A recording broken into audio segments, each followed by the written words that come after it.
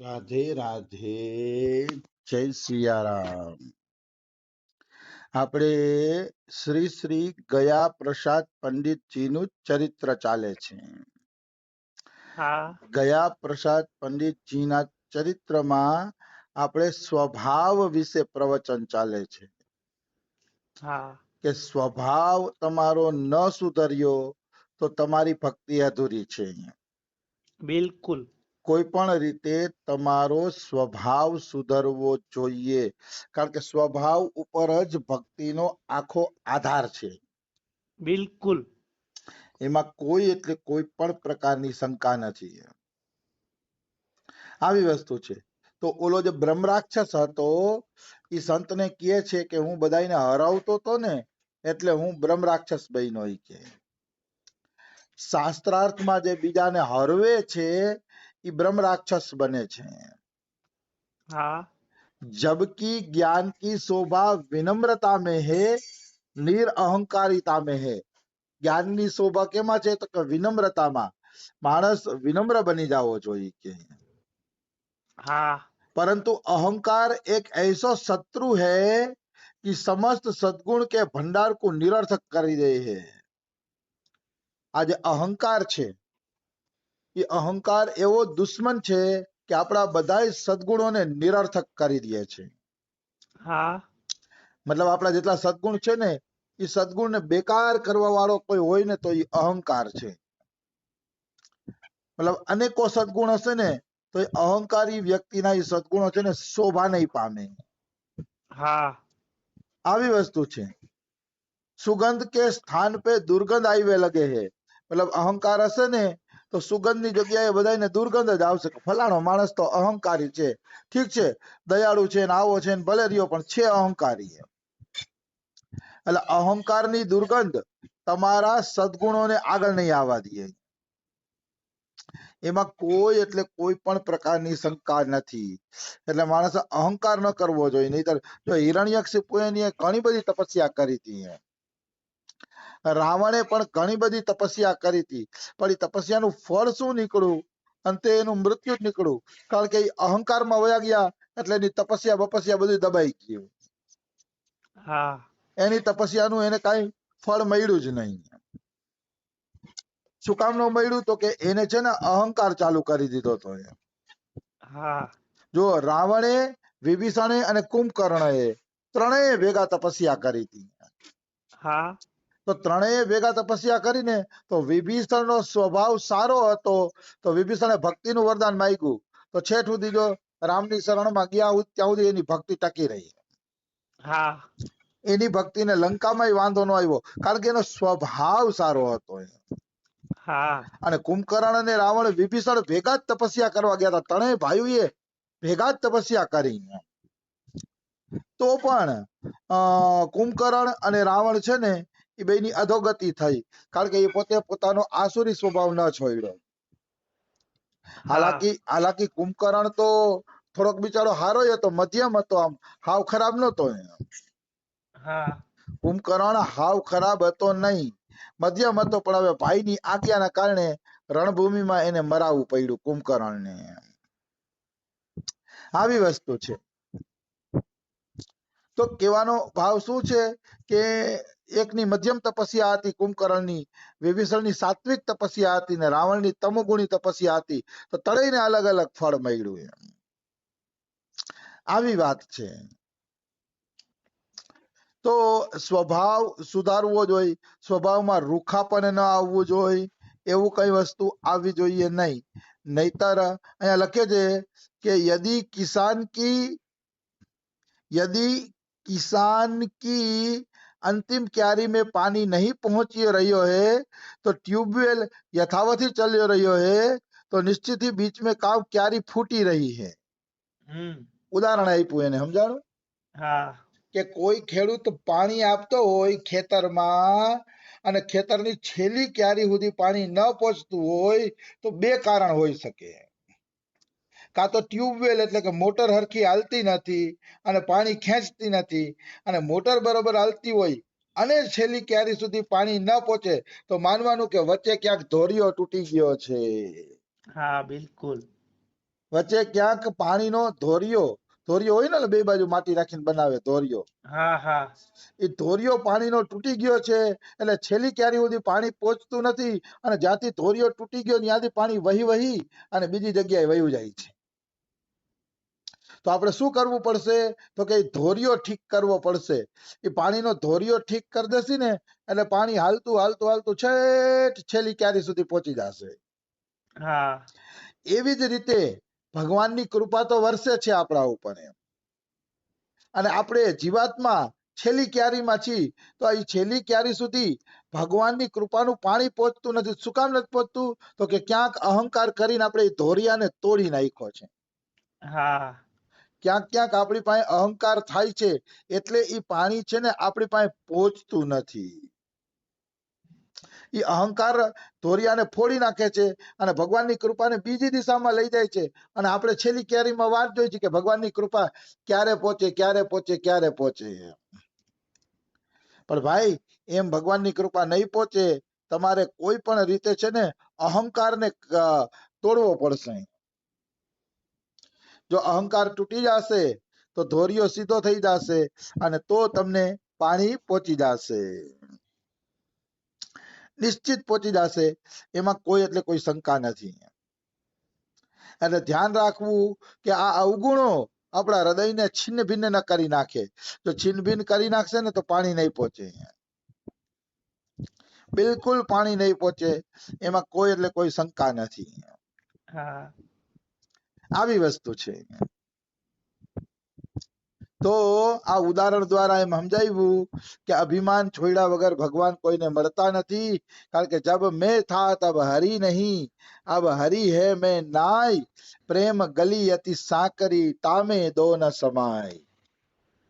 પ્રેમ ગલી અતિ સાંકડી છે, એમાં બે વસ્તુ રહી શકતી નથી. કાં તો અહંકાર રહીએ ને કાં તો પછી ભક્ત રહીએ. અહંકાર હોય તો ભક્ત ન જઈ શકે, અને ભક્ત પ્રેમ ગલીમાં ઘૂસી જાય તો અહંકાર બારો રહી જાય છે. હા બિલકુલ. પ્રેમ ગલી અતિ સાંકરી તામે દો ન સમાય. બે વસ્તુ લઈને પ્રેમ ગલીમાં જવાતું નથી. એ જ મોટી મુશ્કેલી છે. એ જ મોટી મુશ્કેલી છે કે પ્રેમ ગલીની અંદર આ રીતે જઈ શકાતું નથી. આવી વસ્તુ છે. जितने हूँ साधन किए जाए है वे सब भगवत प्राप्ति के ताई ही होए है.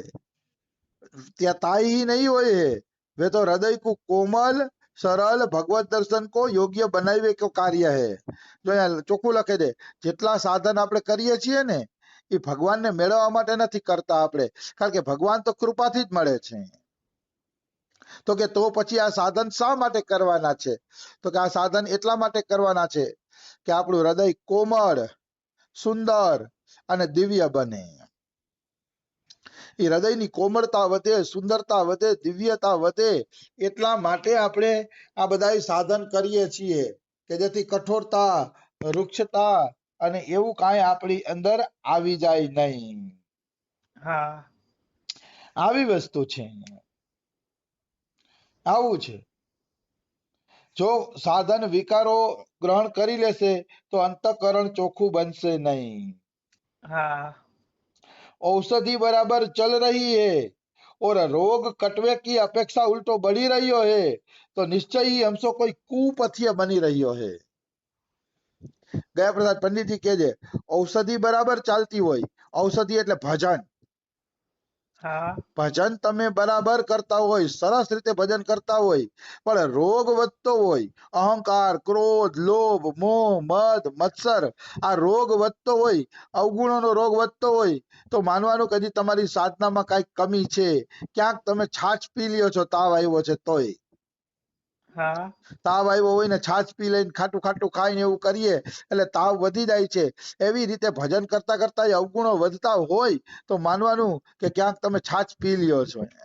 હા દવાની સાથે કુપથ્ય પણ કરો છો, કુપથ્ય ખાવ છો, એટલે તમારો રોગ જાતો નથી. હા એટલે સાધકે વિશેષ સાવધાની રાખવી જોઈએ.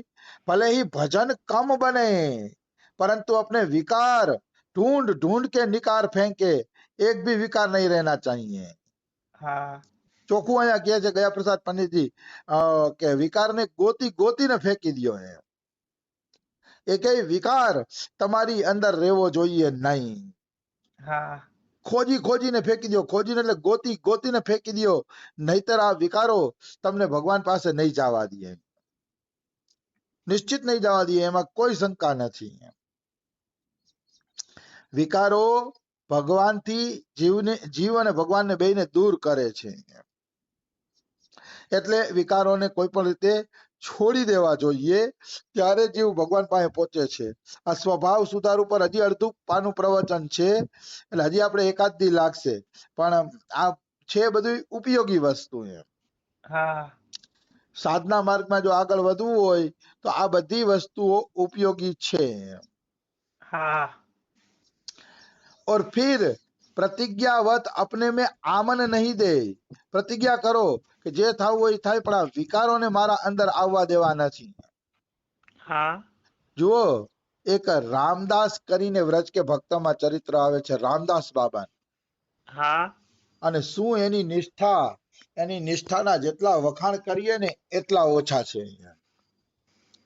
ઈ રામદાસ બાબા ધામ પધારી ગયા ને ત્યારે ભક્તોએ એની ડાયરી જોઈ.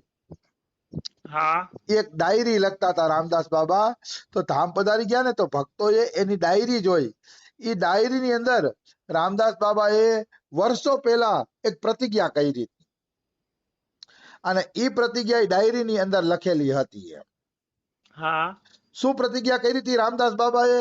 તો કે રામદાસ બાબાએ એવી પ્રતિજ્ઞા કરી હતી કે જો મારું મન ભગવાનને છોડીને સંસારમાં જાશે, સંસારનું ચિંતન કરશે, સંસારના ચિંતનનો રસ લેશે, તો હું છરીથી મારું ડોકું કાપી નાખીશ. હા એવું એની ડાયરીમાં લખ્યું હતું, અને નીચે તારીખે લખી હતી. તો ત્યારે ભક્તોને ખબર પડી કે આ તો એને 70-80 વર્ષ પહેલા આવો નિર્ણય લઈ લીધો હતો, હા કે મારું મન સંસારમાં જશે. એટલે જેને રામદાસ બાબા છરી ભેગી રાખતા, ખૂતા તો ઓશિકા નીચે રાખતા, કે જો મન સંસારનો વિચાર કરે ને તો ડોકું કાપી નાખવું છે. અરે વાહ. કેટલી દ્રઢતા વ્રજ કે ભક્તમાં આવે છે આ ચરિત્ર.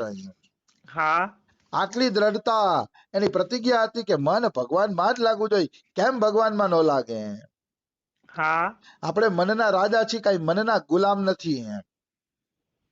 મન આત્માને આધીન છે, આત્મા મનને આધીન નથી. મન તો જળ છે, આત્મા ચેતન છે. હા એટલે ચેતન મનને પકડી શકે છે. આ તો આપણે અઘરું એટલે લાગે છે કે આપણી વાસનાઓ, કામનાઓ એટલી વધી ગઈ છે કે આપણું મન એટલું વિખેરાઈ ગયું છે કે આપણે એને પકડી શકતા નથી. હા બિલકુલ.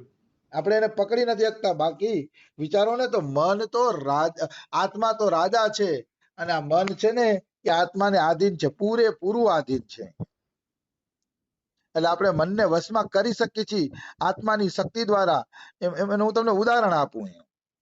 હા માની લો મને લાડવો બહુ ભાવે છે, લાડવો એટલે આમ મારા પ્રાણથી પ્રિય લાડવા હોય એટલે હું ખૂબ ખાઉં. પણ હમણાં એ લાડવો થાળીમાં આવી ગયો હોય અને કોઈ એમ કહી દે કે આમાં ઝેર નાખેલું છે, તો મને ગમે એટલો ભાવતો હશે તો હું ખાઈશ ને? ના. તો કે હું નહીં ખાઉં. ગમે એટલો ભાવતો હશે ને તોય હું એ લાડવો ખાઈશ નહીં, કારણ કે એમાં ઝેર નાખેલું છે. તો આત્માએ કહી દીધું કે ઝેર ખાવાથી માણસ મરી જાય. બુદ્ધિએ કહી દીધું, આત્માએ કહી દીધું, એટલે હું લાડવો ભાવે છે તો નહીં ખાવ. એમ મનને એકવાર સમજાવી દો કે આ વિષયો ઝેર છે, આ સંસાર એક ઝેર છે, એવું મનને સમજાવી દો ને, ત્યારે પછી મન ઈ ખાવાનું બંધ કરી દે છે. બિલકુલ. મન પછી સંસારમાં જવાનું બંધ કરી દે છે, કારણ કે મનને ખબર પડી ગઈ કે આ વિષયો છે એ તો ઝેર છે. હા અને પછી તમારું મન ક્યારેય વિષયમાં જાશે નહીં. એટલે એમ નહીં માનવાનું કે આપણું મન આધીન થઈ ગયું છે તો પાછું વળશે કે નહીં. એ પાછું વળશે, પણ એને એકવાર સાબિત કરી દો કે તમે જે સંસારમાં મન દો છો એ સંસાર ઝેર છે, ઝેર સિવાય કાંઈ નથી.